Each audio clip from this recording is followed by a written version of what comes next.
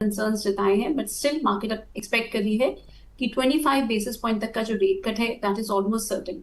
अब हमें आगे ये देखना होगा कि फेड चेयर की टोन आगे के कट्स के हिसाब से कैसी रहती है, whether he is hinting at aggressive rate cuts for the rest of the year या 50 बेसिस पॉइंट तक का भी रेट कट आ सकता है।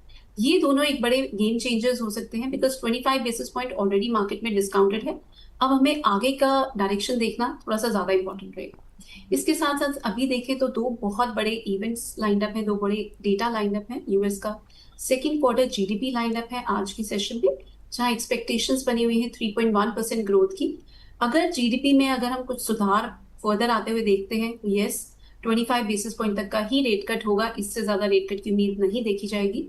और वही कल के सेशन में यूएस का पीसी इन्फ्लेशन डेटा भी लाइंड अप है, जो जहां एक्सपेक्टेशंस बनी हुई है of 2.6% year on year inflation. अगर ये इन्फ्लेशन में हम कुछ अपटिक आते हुए देखते हैं, ये भी स्लाइट डैम्पनर हो सकता है गोल्ड एंड सिल्वर दोनों के प्राइसेस के लिए। बट अगर इन्फ्लेशन कूल ऑफ होती है तो बेट्स बढ़ जाएंगी आगे एग्रेसिव रेट कट्स की। सो ये दोनों बहुत इंपॉर्टेंट रहेंगे to watch out for.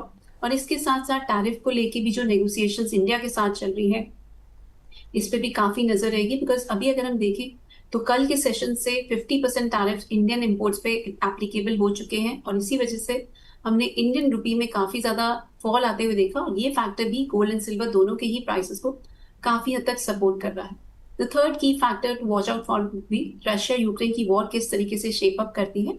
Because अभी भी ट्राइलैटरल मीटिंग पेंडिंग है इन तीनों में, यूएस ट्रम्प प्रेसिडेंट ट्रम्प के साथ और जेलेंस्की और प्रेसिडेंट पुतिन, इन तीनों की एक मीटिंग लाइंड अप है जो अभी भी डेट डिसाइडेड नहीं है।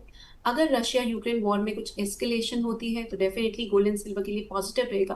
बट वहीं अगर कुछ सीज फायर की न्यूज आती है तो that will be a dampener. But मैं अगर ओवरऑल बात करूं, हमारा बायस ओवरऑल अभी भी पॉजिटिव बना हुआ है बिकॉज की लेवल्स ये इंडिकेट कर रहे हैं कि trend is still very positive. और आने वाले दिनों में इवन दो कुछ वॉलेटिलिटी जरूर देखने को मिल सकती है because of these events and the economic data which is lined up, but still overall trend is still favoring.